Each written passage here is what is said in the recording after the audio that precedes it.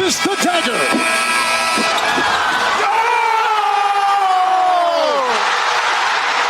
Illegal substitution, too many men on the field, Saskatchewan. Gizmo has a block and the sideline. He has not stepped out. He may go all the way. He needs one block and he'll do it easily. Promise Mess I wouldn't do this. McDavid stops up. What a move. Shoots. Scores!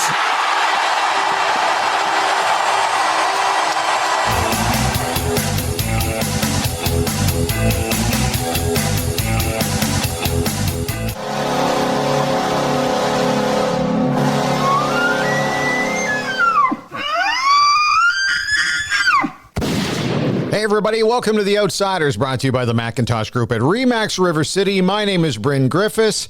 He is Robin Brownlee, and we've got a very special guest today. Pumped up about this one. It's funny, it didn't really dawn on me until it was brought up by Wayne Gretzky in a conversation that I had. This goes back in 1999. We started talking about Barrie Stafford, and Wayne gently paused, as he could do, and said, you know, he's the most decorated of all the Edmonton Oilers. He's won more championships than anybody else. That's more than Slats, more than me, more than Mess, more than... And you start looking at your resume, Barrie Stafford, and I guess a lot of people probably don't know that. Are you humbled? Are you embarrassed? Are you flattered when you hear that?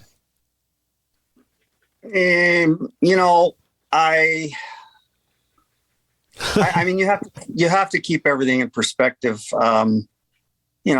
obviously, and thanks to Wayne and, for doing that. But, I was a very lucky guy. I was a fortunate guy. I came along at a great time. I was on a lot of championship teams. I mean, just in the Oilers alone, I mean, we had 5 cups, but, I was fortunate to come along at a time when I was included in the back in the good old days. Starting in 84, 91, 84, 87, 91 Canada Cups. I was on, I got to see some of the best hockey that ever was played internationally as well. I was on eight, I think, international championship teams representing Canada, with the Oilers. And it was because of the Oilers that I was there. And, in my illustrious playing career, I never did, I never coached or played in the NHL, but fortunate to be part of the Golden Bear hockey program under Claire Drake. And, we won 3 championships when I was a player, and as a fringe player, but a contributing player. And, before that, I played on a minor league pro team of all places, Amarillo, Texas, when I was a young guy, 18 years old. And we won the Southwest Hockey League Championship. So, I don't know if you want to count those, but professionally as a trainer on a lot of great teams, I was very fortunate to be on a lot of winning teams. Well, it's funny how fortunate people who are really good at what they do become. Luck seems to go with hard work and making a contribution, though, don't you think? Well, I have to give a lot of credit, obviously, to my parents, my dad, for the perseverance that I had and all the ups and downs that you go through. But Glenn Sather as well, and that group of players were, even though teammates, mentors of mine. And, also the great tutelage and the great program of the Golden Bear hockey program under Claire Drake. I learned, I might not have been a hockey player, but I learned how the game should be played through Claire Drake. And then, of course, I was just, even though I was a behind the scenes guy or support group guy, I mean, I was part of, hockey history, just watching and learning through osmosis on that, during the dynasty years. So, I learned about and followed the footsteps of Glenn, who was, his career was basically hard work, dedication. He was a shit disturber. And unfortunately, I wish he had been a 50 goal scorer and maybe I would have been a better player. But, Glenn Sather taught us all about those kind of things. And, there's no harder working players than Wayne Gretzky, Mark Messier, Paul Coffey, Glenn Anderson, like you name it. All those guys, Charlie, Randy Gregg, Patty Hughes. I think about any one of those guys that, you don't get anywhere in life not just hockey, but in life without working hard. And I was fortunate to be mentored by a lot of great people. One of the things I remember Slats saying is, I don't care if you're a 50-goal scorer or a 5-goal scorer, show me some backbone, show me some heart. And I think that that's about as well summed up as I could ever imagine anything. That's all you want from a teammate, is show me some backbone and show me some heart, Staffy. Right from the back room where you were doing all that stuff behind the scenes to the players who played out on the ice. That's all you want. Am I wrong? Yeah, you know, you want to say old school. I talked to Paul quite a bit, and Paul's doing a little bit of work with the team, and he's been very successful in business and with his family and whatever. And I think Paul Coffey is probably the most old school hockey person that you'll meet. He's a diehard Oiler, and he's a very dedicated person, and he speaks his mind. And one of the things about Paul is that you'd ask him about the influence that Glenn had on him, or you ask Wayne, or you ask Mark. Glenn Sather had a huge influence on all of us. And obviously everybody grows through that, and you grow into your own person, and onto your own very successful, as those guys have, career. I'm just an old retired bastard now, but those guys have gone on to be iconic players in the game.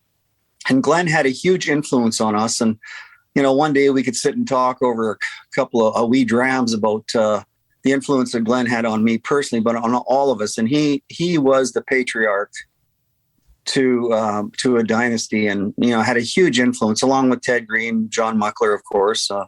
But like I said, I don't want to be a broken record, but I was a very lucky guy to come along at a good time. We lost another legend in the past week here in the province of Alberta, a guy that you know really well, a guy who was in the Alberta Sports Hall of Fame, the Hockey Hall of Fame, Jim Bearcat Murray with the Calgary Flames. Lots of battles of Alberta. What do you remember about Bearcat? Because I spent a year and a half, almost 2 years in Calgary. He treated me like gold. I have nothing but great things to say. I always dropped in to make sure I was doing okay. How you settling in, kid? But man, oh man, what a guy, huh? Boy, I was so sad to hear, and it brought back so many great memories of Bearcat Murray. I mean, I would say in the training business, he was a mentor of mine. I started out as a young guy, and 83, 84 type thing. Wet behind the ears, didn't have a clue, and I had a long history with Bearcat and his family, before I started with the Oilers, which kind of gave me a step forward. But he's a funny little story. My dad, I grew up in Banff. My dad was a hockey player, played senior hockey in the I guess, Bow Valley area. He used to play against Calgary teams and Canmore teams and, those kind of teams. But when we were kids, he would take us to Calgary, which was our home city, so to speak. And on our way back, we would stop in Okotoks, Alberta. And I'm just a young guy. I don't even know where Okotoks is. And he said, we have to go to Mr. Murray's. So we stop at this small little residence. In the back, there was an old granary that he had transformed into a skate sharpening shop. And my dad at the time was probably in his, he was 30 to 40 years old playing senior hockey, getting his skate sharpened by Mr. Murray, which was Bear's dad. So Bearcat was a trainer at that time for the Calgary Centennials. Bearcat's brother Norman lived in Banff and played on the senior hockey team as well. So I grew up knowing the Murray family as a young guy. As a matter of fact, Annabelle Murray was Bearcat's sister. My dad used to compete against Annabelle Murray in South Central zones in track and field when they were kids. So I had a history. So when I met Bearcat, and long before I started working in the NHL, we were instant friends. And when I joined the NHL, he was the happiest guy in the world for me, and very, very welcoming as he was with anybody. I'll tell you what, that guy had charisma. That guy was a character. He's the only one in the NHL as a trainer who had his own freaking fan club. I mean, we need more guys like Bearcat Murray in this world. Was he not on for a goal for, or was it a goal against? Do you know that story?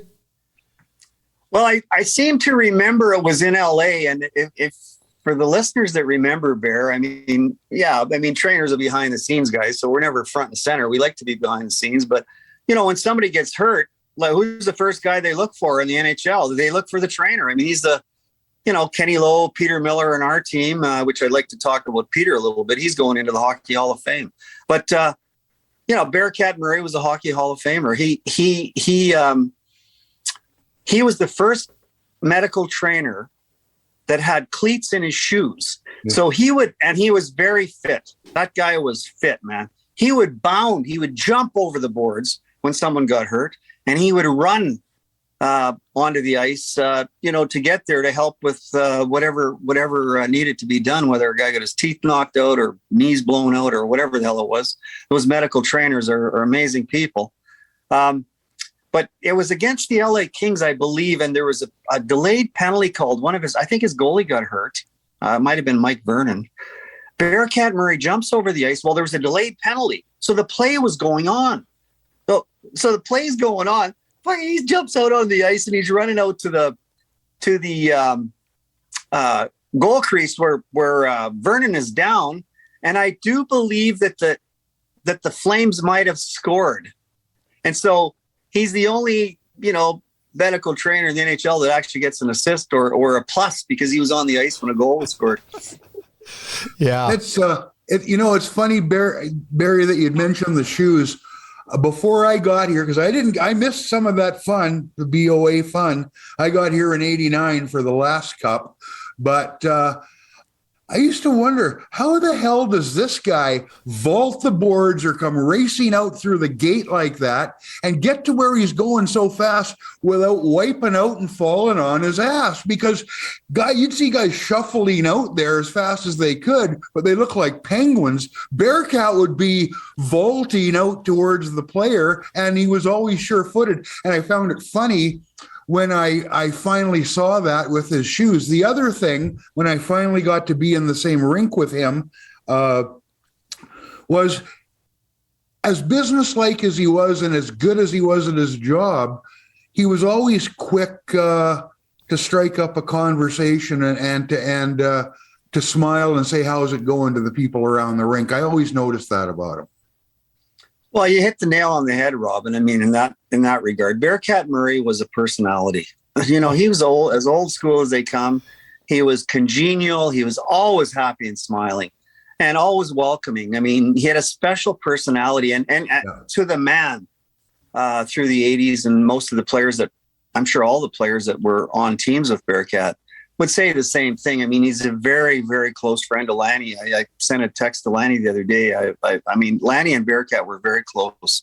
Poplinski and some of the stars of the game in the Flames organization were really close to Bearcat. And, he was a mentor to a lot of young NHL trainers. Another funny part about Bear is that he was extremely fit.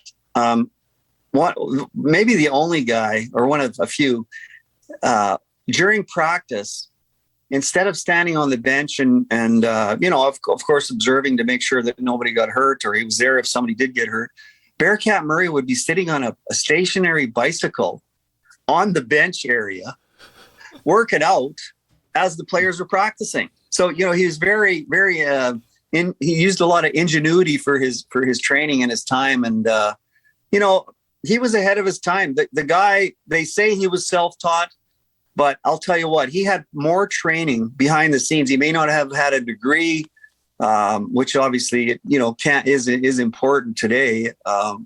But he took a lot of courses behind the scenes, and he was always studying, always learning and getting a certification the old school way. But he was a very knowledgeable, very, very credible professional. And, it was a sad day to hear. And he wrote a book too. I just heard that he had written a book, which I can hardly wait to read, but just a special human being and representing the Flames organization very, very well. Hey, can we talk about the back hallway? Because we all have our own little memories and our stories of the back hallway that people don't know about. And let's go back to the Coliseum days first and foremost, because that's where I recognized there was a back hallway. So many times visiting players or training staff or whatever, some of them visiting media, we would come down that back hallway. There were a lot of fun things to do back in that hallway. The biggest thing was to shoot the shit with guys. I so often used to laugh that your door was always open and there would be a visiting trainer or maybe a visiting player that you'd worked with on a Team Canada. Right next to your doorway, there was another small room, which I refer to that as Sparky's room. And Sparky's room always had, well, you weren't supposed to smoke in the old building, but Robin, do you want to jump in on this part? I know you visited that room on a few occasions to make sure nobody was. Who smoked in the old building? Nobody. Nobody did. I never saw that. But Staffy, that hallway there was always going to be somebody making an appearance in the back room in the Oilers locker room from the visiting team, and everybody wants to think the visiting team comes in that way, the home team comes in that way, and they never ever meet up. Your little area there was always a hub of activity. Well, there's a couple of unwritten rules in professional sports, and one is never fraternize with the enemy, of course. I mean, the Battle of Alberta. On the ice, the players and everybody, coaches at some extent, hated each other. But I'll tell you what, the back hallway was a big part of the camaraderie and probably the part that I miss the most about the business is whether you were a former player that played for the Oilers and were traded, or potentially a player that we worked with on other teams. I mean, we our training staff worked with lots of players in those Canada Cup tournaments, and the best players in the game. That back hallway, it's funny you mentioned that. So, it's one of the unwritten rules about not fraternizing with the enemy. The one thing that I learned from a young age, and I didn't want to keep it from executive or from the coaches. They kind of knew what was going on, but behind the scenes, trainers work together from one team to the next. And, we're all only human. People forget things. Trainers forget things, and you don't want to make it public. But, I'd get knocks on my door saying, hey, have you got any left sticks, live 5? This guy forgot his sticks or I forgot his sticks. And I'd open the door. This is early in the morning, of course, when no one was around. I say, go in the stick room and take whatever you need, man. Like, the show must go on. A guy would forget a helmet, or a helmet would break, or equipment would break. And we had a very open door policy behind the scenes, of course, to help our trainers, because, what goes around comes around. I'd be in Florida or Texas or New York or somewhere, and I'd be without something. And, the trainers on the other team would be the same way. Come on in, sneak in before any of the coaches or anybody gets there, do whatever you need. And we were very welcoming that way. And not only with the training staff, of course, it had to be that way, but, you would get players, as you said, would come down the hallway to see Joey, of course, to see Sparky. And Staffy. Well, we always had a great relationship. But, I like to say, and I was very proud of the relationship that I had with all the players. And, because I was on so many winning teams, I mean, there's always a common thread when you win. Like some of the greatest players in that era, even the Flames players, Theron Fleury, Jerome McGinley. Some of these guys were very good friends of mine from, Al McGinnis, from those Team Canadas. You think about, we talked about killer like Dougie Gilmore, Dougie Risebrough. These guys were the enemy on the Flames team, but behind the scenes, we're all very close friends. Lanny McDonald was a friend of mine since I was 15 years old. He used to work at the Glen Sather Holiday Hockey School, and he was actually our bus driver, Lanny was. But so, I mean, it's the backstory, the back hallway, the relationships of players, trainers, staff. To me, that is very intriguing to see how all these relationships have developed. And to me, when people ask me, what do I miss about that business, is I miss the people. I don't think there's any better sport than hockey, or better people than hockey people, players, coaches, managers, trainers. It's funny, Barrie, and it's a bit different for me than for you, because I was an outsider. A guy who covers the team isn't the same as a guy who is with the team in your capacity. But I used to love the trips down there, whether it was to go have a chat with Ronnie Lowe, whether it was to go with Sparky. Sparky and we had cheap places in every building in the National Hockey League. You'd go into Tampa, and I don't recall his name, but their equipment guy, they called him Pick. Yeah, Jim Pickard is a legend in the 4 Stanley Cups with the Islanders. We'd sit around in there, and it was wonderful. Or Pat Quinn would say, we'd duck into a room, and again, bad habit, but he says, "Oh, I got to have one before I answer the questions," and I'd say, "Well, I got to have one before I ask them." So we'd go duck into one of the rooms down near the entrance to your room. That's where all the good conversation was, and that's where all the good information was from my end of things. Well, I will say that. I remember years ago at our conferences, we would have, special guests come in. Like this NHL conference is going to be in Florida. There's 600 people. All the vendors go. All the trainers from all, medical and equipment from all over every league is there. And we used to have. I remember one time we had the NHL referees. Terry Gregson was the president of the Refs Association, and we'd have special guest speakers. And we always got along very well with the referees. And the one thing that Terry Gregson said that stuck with me, and this is going back a long time, is the way that the NHL looked at referees is that they are an evil necessity. And it's because, they're paid by the league. There's always controversy with refereeing, but you can't have the games without them.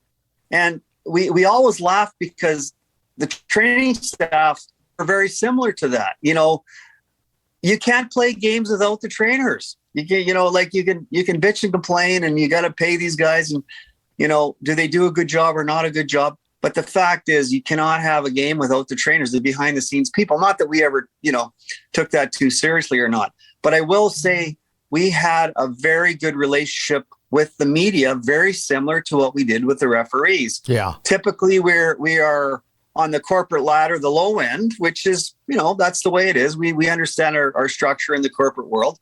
But most media guys and most trainers were paid very similar. We had, similar schedules. We had similar hours. And most of us always, we accepted our position in the world. But there was a great relationship between media. You guys, of course, Robin and Bryn, and I think about Maddie, and God rest his soul, but unfortunately what happened to Jonesy the other day. But like Jonesy and Maddie and, the guys that were around in the early days, when you think about Brian Hall and, of course, you guys, because you were part of the team, but we always had a great relationship with the media as well, because we always could kind of relate to each other. You know what, Barrie? It's funny you mentioned the difference and the totem pole. I laugh because one of the pictures that I saved from the road, I brought a camera with me on the road even before everybody had a camera in their phone. Is told in one photo in Times Square. There's you and Maddie and me, and we're all peering into one of the street guys has his jacket open. Yeah. And all the fake Rolex watches. Our end of the totem pole buys the fake Rolex watches in Times Square, and the other end of the totem pole buys the real ones. There's your difference. Well, that is a funny little story, and it's so true. I can remember hanging out with you guys on the road, of course. We would eat at the same restaurants. The trainers would run into the media. Typically, we'd always have our media meal. The trainers would sneak into the media meal because we wouldn't get a chance to get out and eat usually. Whereas not that we didn't mingle with the players on the road. Of course we did. They were great to us. But behind the scenes, we'd be working longer hours. We'd be there quite a bit earlier. You guys would be there earlier. We'd be there later. You guys would be there doing your stories later. So it wouldn't be uncommon for us to go have a beer with the local beat guys on the road. But I do remember New York City with those with you and Maddie that was a big deal for us. You could buy a Rolex watch for $20 or something, and everybody bought 2 or 3 and brought them home and gave them to their friends and family. And Yep. the things would conk out after about 6 months, but it was a fun experience doing that. Hey, just back to the back hallway for a second. The other thing that I always used to laugh at was, how many times did you have to sharpen a pair of skates for officials? Did you do Oh my that good very Lord. much? I could tell you some funny stories if we had some time here about not so much. Well, yeah, the officials. We do have of course, time. but yeah, well, the officials were one thing, and yeah, you know, like I said, we had a great relationship with the officials because they're no different than us in the sense, but they're independent contractors. They would travel on their own with their own bags. There was more than one occasion where a trainer, one of the refs or linesmen would be knocking on the door early in the morning saying, "Barrie, the airline's lost my bag. I don't have skates. I don't have pants. I don't have a jersey. I don't have anything." And, you know, so over the years, the NHL would send us a package. Each team would get a package with 2 or 3 pairs of ref pants, 2 or 3 ref sweaters, different sizes. But the biggest thing, and I could tell you one funny story about Kerry Fraser. The biggest thing is the skates, of course, right? Because most of these guys were, well, all of them are great skaters, and a lot of them were actually good hockey players too. But so one morning, and it wasn't uncommon for us to sharpen the official skates. I mean, they would just knock on the door and politely ask, and we were happy to help them. And we would do that quite regularly. But one time I got a knock on the door from Kerry Fraser, who was, you know, undoubtedly, you know, arguably one of the best in the business. Of course, he's a character, but this was years ago. So he knocks on the door and he's very, you know, quiet and sheepish. He goes, "Barrie, I don't have anything. Can you help me out?" So I got him a pair. We through our network in Edmonton, we got him a pair of black referee pants. He got his sweater. But he's got size freaking 5 feet. He's got really small feet. He's a small guy. So I had to try and find a pair of skates for him. Well, I found a pair of used skates. Oh, good. And I sharpened them up and I got them ready. He tried them on. There was nobody in the room. He said the skates fit well. He went out and skated after practice in the morning to give them a quick twirl just to feel comfortable. But I don't care if you're a hockey player or an official, on-ice official. Your skates are the most important part of your equipment, bar none. And you know how hockey players are very, very particular. Skate sharpening is an important thing, but the fit and the security and the comfort of your skates are prominent. That's the biggest thing. Well, this poor guy, I'll never forget. I sharpened his skates, got him through practice, never heard boo from the guy, got the equipment. Well, the very first shift, I'm out, the game starts. The poor guy could hardly frickin' skate. Like, he was just so uneasy on his feet. He was hanging onto the boards. He couldn't skate across the ice. And I was pissing myself laughing. I felt for him. Yeah. I felt terrible for him. There's 18,000 people in the building and all the players are watching him. And he just didn't feel secure on his feet. But I'll tell you what, it was freaking funnier than hell. And, you know, that was just one of the little funny stories. He got through the game all right and everything went well. But, it wasn't uncommon for us to look after the officials as well. We talk so often about how you guys do things behind the scenes. We've got 2 teams in the Stanley Cup final, the Tampa Bay Lightning, who are a great hockey club. However, they're just getting absolutely manhandled by another great hockey team in the Colorado Avalanche. You don't see anything. The training staff, I know, are working so seamlessly, so quietly behind the scenes that all the guys have to do is worry about going out and playing hockey. You know that you've been there, done that, and you recognize the great job that they're doing behind the scenes to make it so it's flawless for the players. Am I correct? Yeah, I mean, I did mention that, you know, the unwritten rule was to be very helpful throughout the regular season. That is, I'll be real clear there, throughout the regular season. Yeah. Once playoff starts, it's a different ball game. And especially during the final, like you don't want to be anywhere near the other team. Professionally, you don't want to get yourself in any kind of compromising position. I mean, we're all very, very competitive people. And, you know, I don't really care what happens to the other team.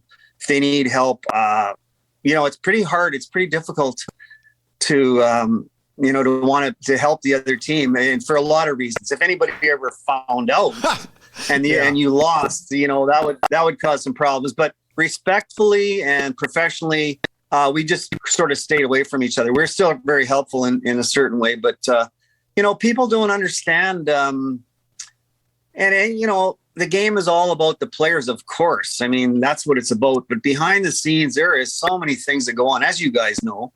And trainers are always there. Equipment managers are always there to solve problems. We're problem solvers and or challenge solvers. You know, we're not there to create problems. And if there's any time a trainer ever gets involved in something like that, there's trouble. And so, you know, we're very discreet. We work hard behind the scenes. We're there for the players. We're there for the coaches.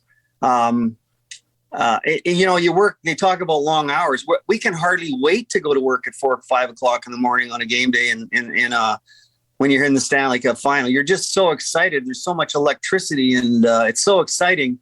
You know, you don't think about the long hours and the lack of sleep. It's just an exciting time of the year. But yeah, those guys, I like to watch the last game of the year, when they present the Stanley Cup, and I'll sit there because I'm so excited for the players. It just brings back so many great memories. But especially I wait right to the very end, because you know what? At the very end of the presentation, when they pass that cup around, the training staff are waiting very patiently for their turn at it too. And, you know, the players and staff are very respectful of the fact that they're part of the team. And you know what? They get their day with the cup and they get their pictures with the cup. And it's so exciting for those young players, those young trainers as well, and trainers. So I look forward to the presentation of the Stanley Cup, because I was very fortunate to be part of a lot of those championship times. Do you remember that very first time it was handed off to you?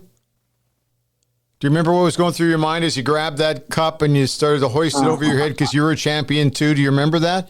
Or was it a total blur?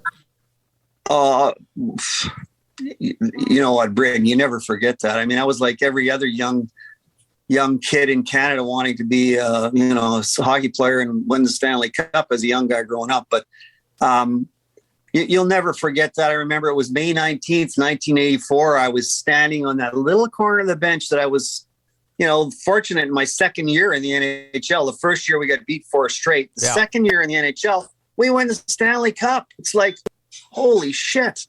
I think I'll never forget looking at that clock, watching that countdown. And I will say, you know, to answer your question, no, it changed my life.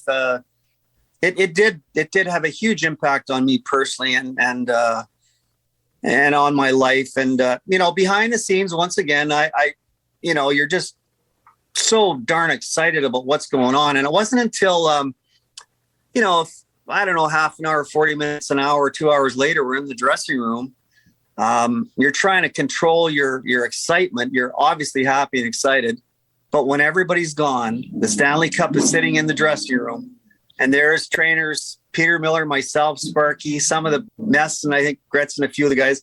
But I grabbed that cup and I took that cup over my head. Couldn't believe how heavy the damn thing was. But and it's funny, I found a picture that somebody had taken years ago, and son of a bitch, if I forgot all about it, but I'm standing with the Stanley Cup over my head, and it's, you know, it's something behind the scenes we keep. And it was just it's something you'll never forget as a guy like me. And I mean, shit, I was so bloody lucky when you think about it. We did that 5 freaking times, man. And so many great memories, but the first one, especially for me as a staff member, it changed my life, really.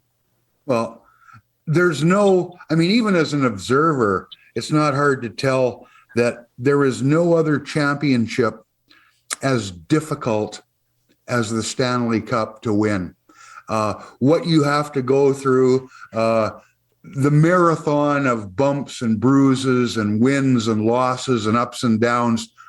The impressive thing about what you just said for me, Barrie, is that May 19th, 1984, to have the damn thing over with by May 19th. Yeah. I mean, look at that last time in Raleigh. We were flying out of Raleigh on June 20th after Game 7. I mean, by my count, that's a full extra month. That's a big chunk of hockey right there. So you guys got it done good and quick, relatively speaking.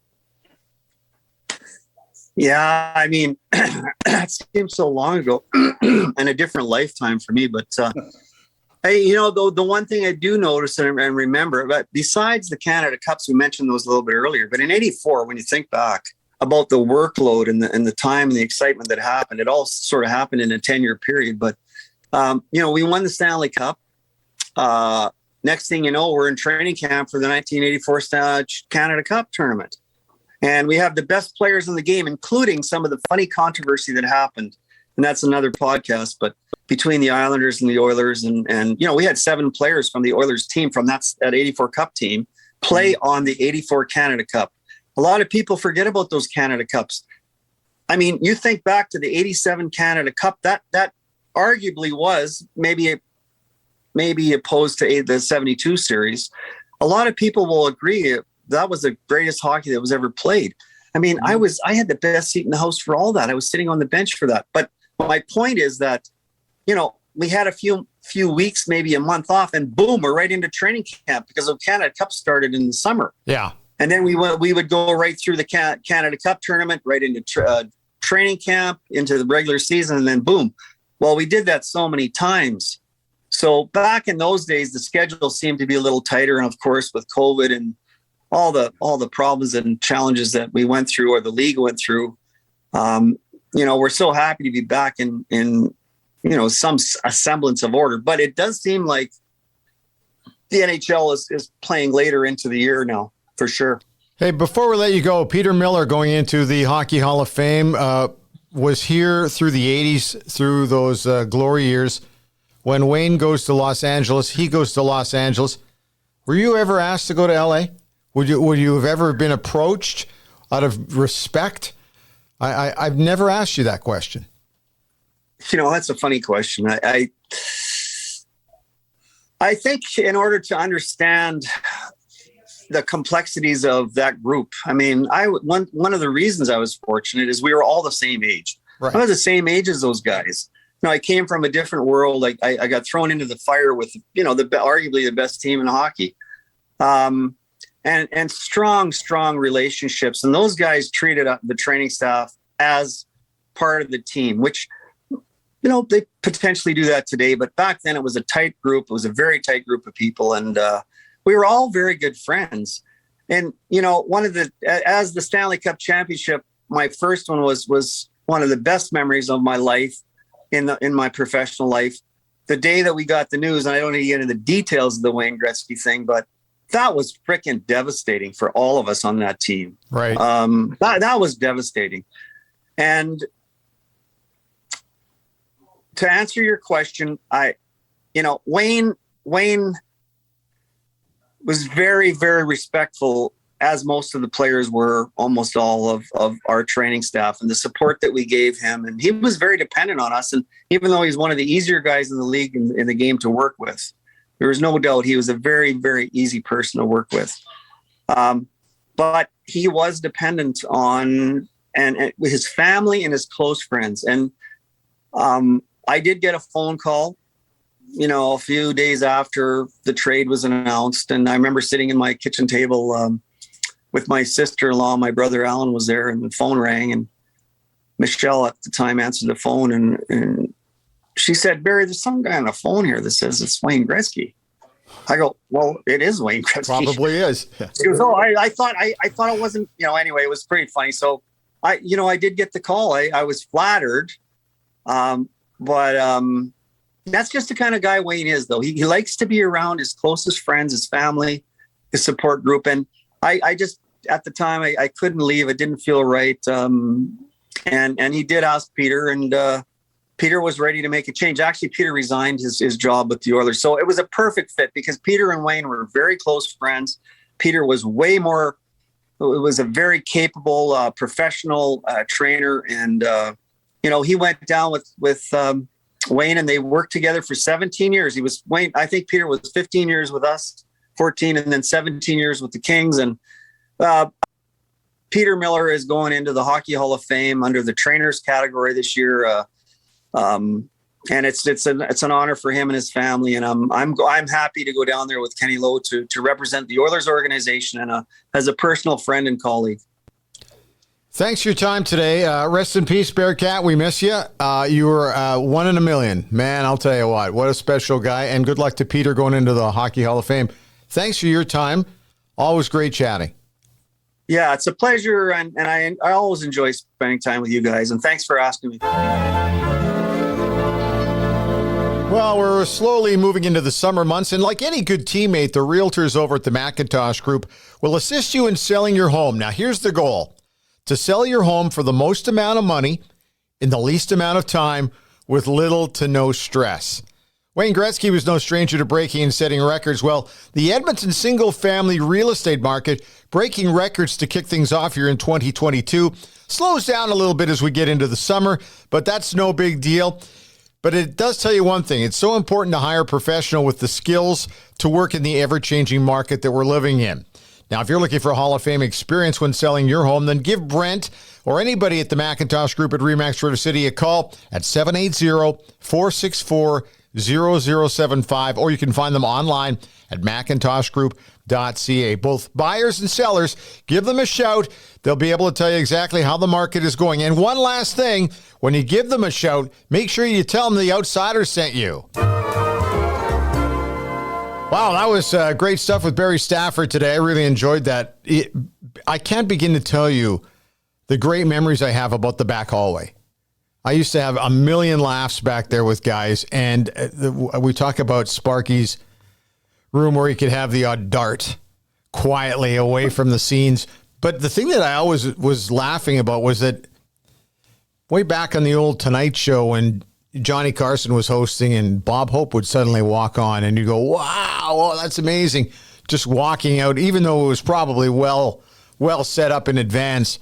Yep. But that back hallway, there was always a, wow, look who just walked in, or what. The doorway was always open, and somebody from the visiting team who maybe had an Oiler connection, even didn't, just wanted to come down and say hi. I was always astounded. And the other thing I remember, this is when Wayne was playing with the Rangers the last year. And I was telling Staffy and Sparky, I'd like to get something signed by Wayne. Yeah. Oh, well, that's not going to be that hard. I said, well, I know he's coming in for what could be his last game. And they said, well, he's going to drop by the back room in the back hallway for a beer because Staffy will always have a nice cold one there ready, and they can sit down and shoot the shit and relax away from the public glare. I don't even know if I should be telling this story, but I am. And so Wayne would come in, and he would have the cold one there. Joey would even be there enjoying, and Wayne would just go around, they'd be talking, and there would be a bunch of stuff there that the guys would have gotten for charitable causes in the Edmonton area. And you could just kind of throw your jersey down, and Wayne would just sign it. It was as simple as that. But that was the magic of that back hallway. It was fun. That was fun time. So I'm glad we talked about that today. Yeah, I agree. And you know what? There was a back hallway in every rink. And, it's funny. It was so well known by the people that were around all the time that sometimes it was just a nod of the head, and that meant, oh, okay, I'll meet you down there in 5 minutes. Or somebody would say 5 minutes, 10 minutes, and in 5 minutes or 10 minutes, you were meeting them in the hallway. Yeah. They didn't have to say, I'll meet you in the hallway in 10 minutes. They'd just say 10 minutes. So it was the language, and that was with coaches and reporters. I love best chats in that building for me were Pat Quinn, even before he came to coach the Oilers back in the days when he was with Toronto. Ronnie Lowe, the players, Denny Savard asking if he could bum a smoke off me to go into what became the photographer's room. It was a little bit more old school back then, and it was a lot of fun and part of the camaraderie. I'm glad we were able to bring up the back hallway, because you're right, there always was one, and away from the public view and the glare, and it was a place where you could just be real, and it was a blast. So thanks to Staffy for coming on. I don't know if Sparky will ever speak to me again. Yes, of course he will. The other thing too, have you seen any of the Stanley Cup final? Yeah, you know what? A little bit of it, but my interest is pretty much waned to the point where the highlights will do. Is that because of what I would now say the U.S. regionalism has spread to Canada? It used to be when the American team was out, if you were a Chicago Blackhawk fan and they were out, that was it. It was over for you. Nobody watched anything. And in Canada, we always seem to still watch the playoffs, and we all watch the Stanley Cup final. But I've noticed more and more every year now that there's this regionalism in Canada that once your team is out, you have checked out. And I think a lot of that has to do with the fact the season is running longer. And if the weather's nicer, okay, I could watch the playoff game. My team's not involved, or I can go golfing. Or maybe I'll go out to the lake today or something. I think we've discovered that winter is long enough in Canada that we want to take advantage of it, maybe spend more time with the family or your better half, whatever. But if you, all I know is this, if you didn't watch the first 2 games of the Stanley Cup final, you better hurry, because this thing's going to be over in a big hurry. Although I do have a lot of confidence in the Tampa Bay Lightning, but they were absolutely surgically dissected by the Colorado Avalanche, who look like they're a team on a mission. 7-0 in game 2. I tell you, I was going to mention to Staffy when he was telling us some of his stories. I said the only hope for the Tampa Bay Lightning now is if their training staff can somehow get a hold of the Avalanche skates and put their own special grind on those skates, because right now, I picked Tampa in 6, and it's not over yet. But I tell you what, that was a pretty strong statement in that last game. And you know what? Colorado's been a really good hockey club for 3-4 years now, and they're ready to win, obviously. Yeah. Before we talk a little football here, let's talk about our friend Terry Jones. Yeah. Wow, TJ. Okay, so this is a little personal message, because I know he listens to our podcast. Every once in a while I get a note from him. I was listening to your podcast today. A couple of things. One, as a radio reporter, you can address the print side of it. But as a radio reporter, when I first got here in the late 80s, I had a chance to watch guys like Terry, Cam Cole, trying to think of a few other guys Matty is another one, Jim Matheson. There's a lot of guys that were veteran newspaper reporters, and I watched them and learned from them on how to ask questions. And it wasn't so much what to ask, but when to ask it. And so I learned a lot by watching Jonesy, not only the way he performed, and I'll use the word performed, the way he used to perform as a professional writer. He was an outstanding writer, knew exactly when the story was going to be right. He just seemed to have a real timing for when he released his stories. He knew exactly how far he could go on stuff. Weak kneed wimps is going to be one of them. He really did tear the hockey club apart after the miracle on Manchester and Los Angeles, which was a pivotal game in Edmonton Oilers history. We can talk all we want about what it did for the Los Angeles Kings. They still talk about the miracle on Manchester. If you don't know what I'm talking about, Google it. But Jonesy's harsh words and criticism of the hockey club back in the early 80s really did help power the team to the next level. So, I learned to watch him as a journalist, and then after the games, we would all go out on the road, and you know about that too. He worked hard. He played harder in a lot of ways. I'm going to miss him.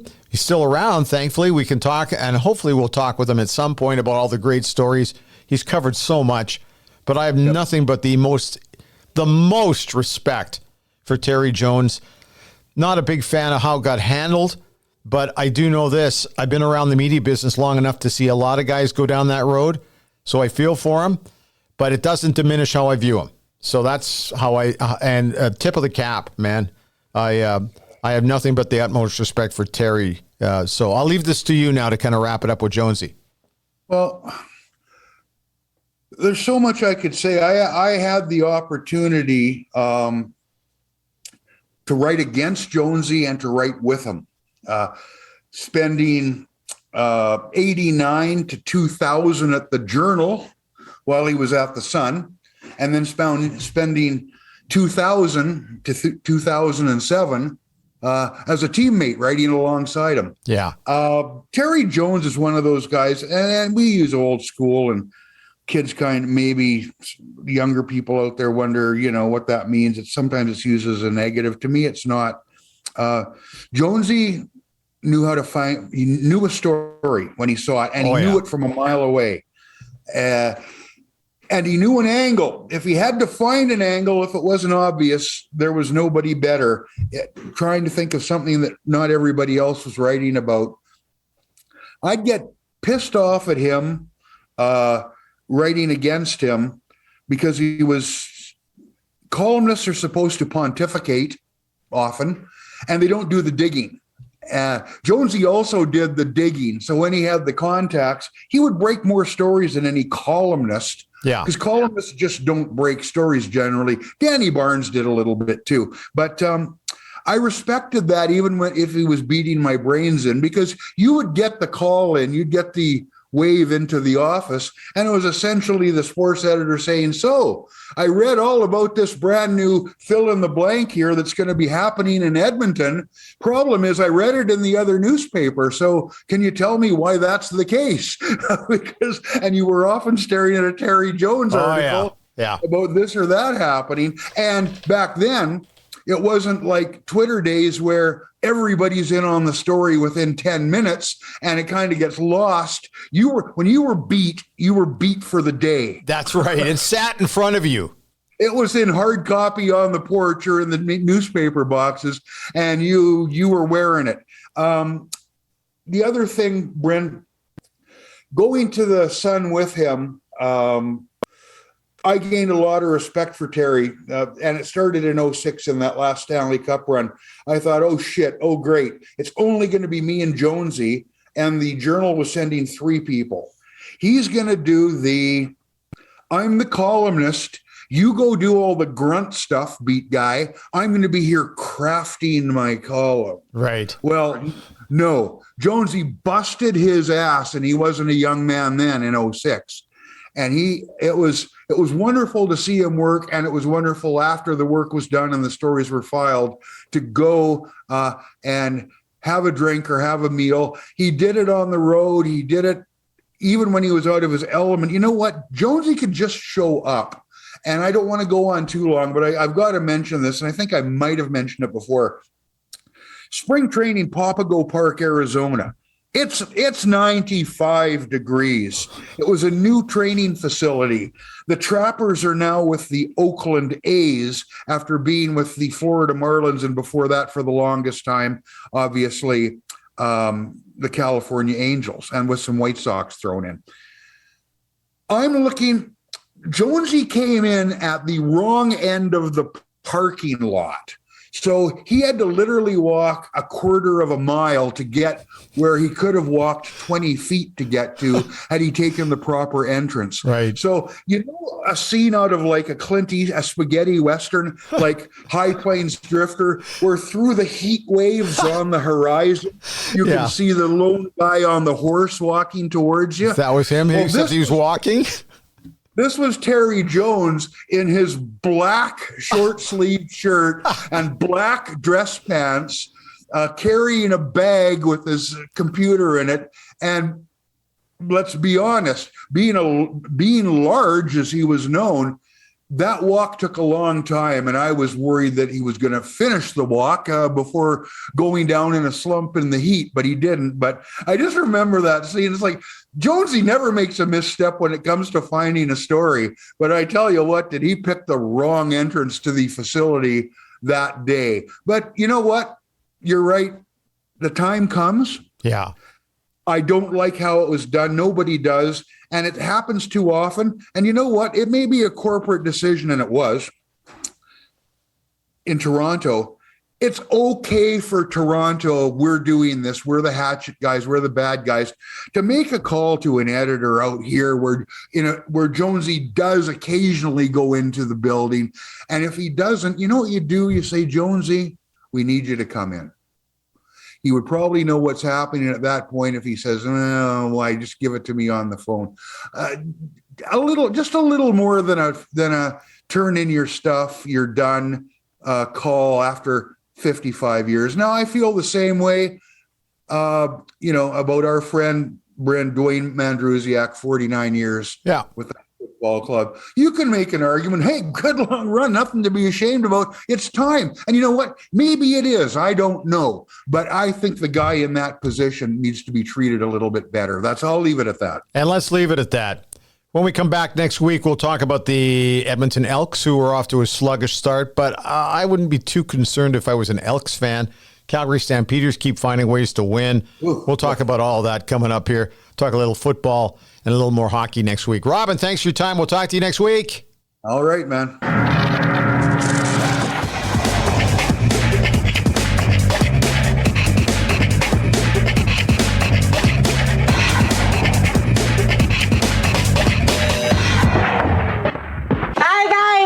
Have fun storming the castle. Road 55.